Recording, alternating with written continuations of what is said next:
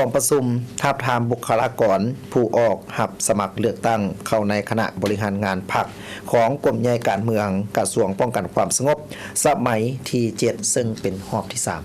3กองประชุมทาบทามบุคลากรผู้ออกหับสมัครเลือกตั้งเข้าในคณะบริหารงานพรรคกรมใหญ่การเมืองป้องกันความสงบสมัยที่7รอบที่3ได้จัดขึ้นวันที่5มีนาคม2025ภายใต้การเป็นประธานของสหายพลตรีปริญญาเอกสุวรรณีศรีสุภาพมิไสคณะประจำพรรคกระทรวงเลขาคณะพรรคกรมใหญ่การเมืองป้องกันความสงบเป็นเกียรติเข้าร่วมโดยสหายพลโทกงทองพงษ์วิจิตรกรรมการศูนย์กลางพรรครองเลขาคณะพรรคกระทรวงป้องกันความสงบมีสหายคณะพรรคคณะกลุ่มใหญ่เลขารองเลขาคณะพรรคห้างฐานพร้อมด้วยผู้แทนกลุ่มกองอ้อมข้างกลุ่มใหญ่การเมืองเข้าร่วมสหายพลโทกงทองพงษ์วิจิตรได้กล่าวว่าการดำเนินกองประชุมทาบทามบุคลากรผู้ออกหับสมัครเลือกตั้งเข้าในคณะบริหารงานพรรคกรมใหญ่การเมืองป้องกันความสงบสมัยที่7ครั้งนี้เพื่อเป็นการปฏิบัติตามกฎระเบียบของพรรคประชาชนปฏิวัติลาวที่ได้กำหนดไว้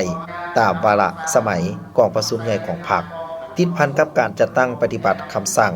คำแนะนำของคณะพรรคคันถึงเพื่อให้ถูกต้องตามระเบียบของพรรคแนใส่ปรับปรุงพรรคปรับปรุงการจัดตั้งแต่ละขั้นให้มีความปลอดใสเข้มแข็งนักแน่นและสืบทอดเปลี่ยนแทนอย่างเป็นระบบต่อเนื่องรับประกันคุณภาพโดยเฉพาะแม่นถูกตามขั้นตอนของการก้าเกี่ยมความพร้อมให้แก้การดำเนินกองประชุมใหญ่ทุกขั้นให้มีผลสำเร็จตามคาดหมายที่ได้กำหนดไว้ในโอกาสเดียวกันนี้กองประชุมได้ผ่านห่างรายงานการเมืองผ่านบทสำรวจการนำพารวมของคณะพรรคสุดเก่าและประกอบคำคิดคำเห็นใส่ห่างบทรายงานการเมืองและบทสำรวจการนำพารวมพร้อมทั้งได้ผ่านมาตรฐานเงื่อนไขผู้ที่จะลงสมัครรับเลือกตั้งเป็นคณะ